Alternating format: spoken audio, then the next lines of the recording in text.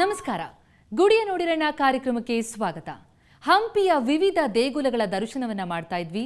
ಈ ವಾರ ಹಂಪಿಯ ಉದ್ದಾನ ವೀರಭದ್ರನ ದರ್ಶನ.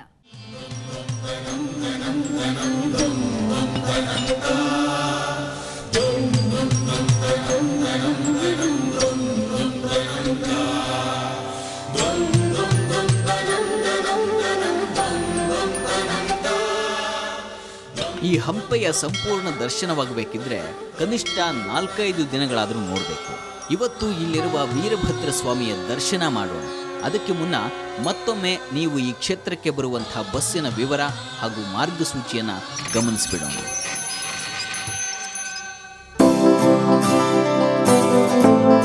ಈ ಹಂಪೆಗೆ ನೀವು ಬರೋದಾದರೆ ಬೆಂಗಳೂರಿನಿಂದ ನೇರ ಬಸ್ಸಿನ ವ್ಯವಸ್ಥೆ ಇದೆ.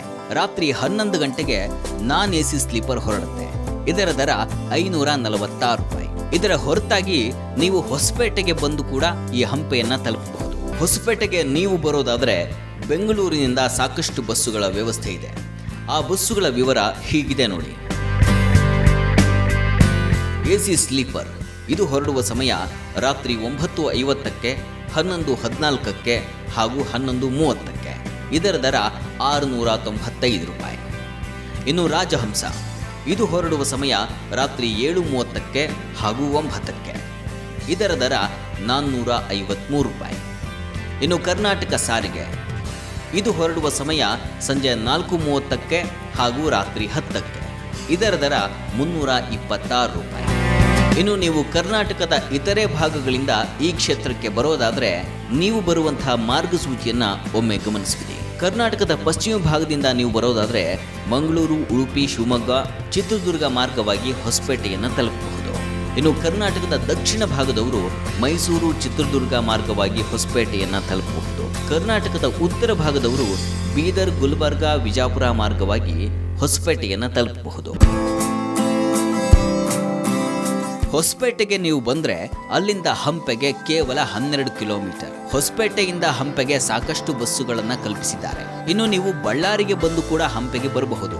ಬಳ್ಳಾರಿಯಿಂದ ಸುಮಾರು 70 ಕಿಲೋಮೀಟರ್ ದೂರದಲ್ಲಿದೆ ಈ ಹಂಪೆ ಕ್ಷೇತ್ರ. ಇಲ್ಲಿಗೆ ಬಂದವರಿಗೆ ಉಳಿದುಕೊಳ್ಳಲಿಕ್ಕೆ ಸಾಕಷ್ಟು ಲಾಡ್ಜುಗಳ ವ್ಯವಸ್ಥೆಯನ್ನು ಮಾಡಿದ್ದಾರೆ. 700ರಿಂದ 1000 ರೂಪಾಯಿನಲ್ಲಿ ಉಳಿದುಕೊಳ್ಳುವಂತಹ ವ್ಯವಸ್ಥೆಗಳು ಮುಗಿದು ಹೋಗುತ್ತವೆ. ಹಂಪೆ ವಿದೇಶಿಗರ ಆಕರ್ಷಣೀಯ ತಾಣವಾದ್ದರಿಂದ ಲಾಡ್ಜುಗಳ ದರ ಸ್ವಲ್ಪ ದುಬಾರಿ. ಕಳೆದ ವಾರ ನಾವು ವಿಜಯ ವಿಠ್ಠಲ ದೇಗುಲವನ್ನು ದರ್ಶನ ಮಾಡಿದ್ವಿ. ಅಲ್ಲಿನ ಭಜನಾ ಮಂಟಪ, ಸಭಾ ಮಂಟಪ, ಕಲ್ಯಾಣ ಮಂಟಪ, ನೃತ್ಯ ಮಂಟಪ, ಅವುಗಳ ವೈಭವದ ದರ್ಶನ ಮನಸ್ಸಿನಲ್ಲಿ ಅಚ್ಚಳಿಯದೆ ಉಳಿಯುವಂಥದ್ದು. ಶಿಲ್ಪಗಳ ಕಲಾ ಕುಸುರಿಯೇ ಬಹಳ ಅಪರೂಪದ್ದು. ಅದರಲ್ಲಿ ತುಂಬ ಆಕರ್ಷಿತವಾದದ್ದು ನೃತ್ಯ ಮಂಟಪದ ವಿಶಿಷ್ಟತೆ.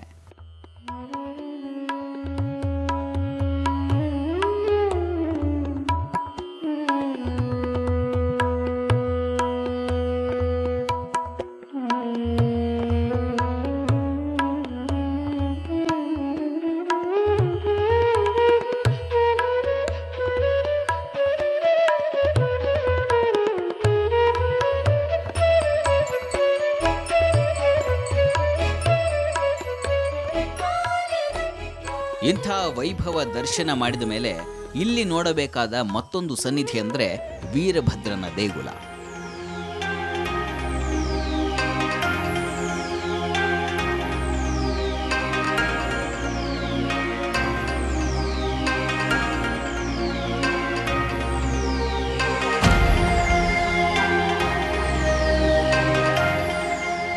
ನಾವೀಗ ಬಂದಿರತಕ್ಕಂಥದ್ದು ಉದ್ದಾನ ವೀರಭದ್ರ ಸ್ವಾಮಿಯ ಸನ್ನಿಧಿಗೆ.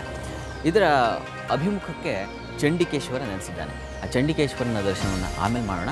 ಈಗ ಉದ್ದಾನ ವೀರಭದ್ರ ಸ್ವಾಮಿಯ ದರ್ಶನಕ್ಕೆ ತೆರಳೋಣ.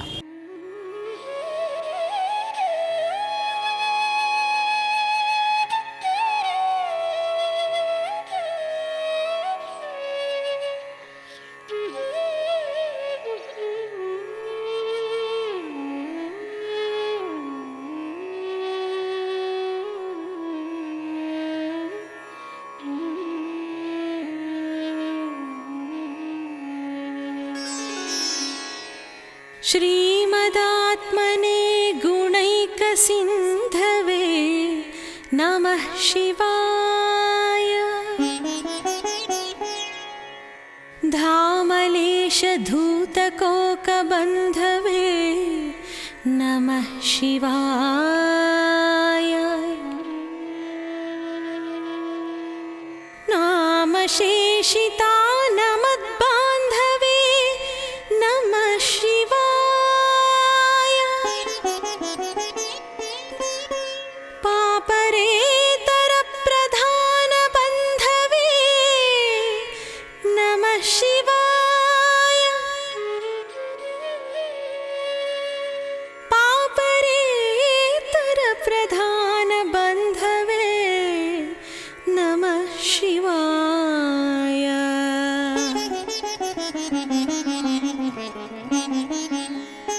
ಈ ಉದ್ದಾನ ವೀರಭದ್ರ ಸ್ವಾಮಿಯ ವಿಶೇಷತೆ ಏನು ಅಂದರೆ ಹೆಸರೇ ಹೇಳೋ ಹಾಗೆ ಬಹಳ ಉದ್ದನೆಯ ಮೂರ್ತಿ, ಸುಮಾರು 16 ಅಡಿ ಎತ್ತರ ಇರತಕ್ಕಂಥ ಬಹಳ ದೊಡ್ಡ ವಿಗ್ರಹ.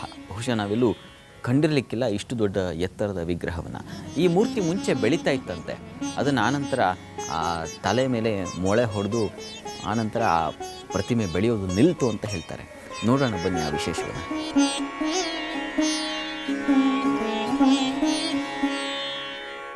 ಇಲ್ಲಿ ಉದ್ದಾನ ವೀರಭದ್ರನ ಜೊತೆ ತಂಗಿ ಚೌಡೇಶ್ವರಿಯೂ ನೆಲೆಸಿದ್ದಾಳೆ. ಹೀಗಾಗಿಯೇ ವೀರಭದ್ರನ ದರ್ಶನಕ್ಕೆ ಬಂದವರು ಚೌಡೇಶ್ವರಿ ತಾಯಿಯ ದರ್ಶನವನ್ನು ಮಾಡಲೇಬೇಕಂತೆ. ಅಲ್ಲಿಗೂ ಹೋಗೋಣ, ಅಲ್ಲಿ ಇನ್ನಷ್ಟು ಮಾಹಿತಿಯನ್ನು ಕಲೆ ಹಾಕೋಣ ಒಂದು ಪುಟ್ಟ ವಿರಾಮದ ನಂತರ.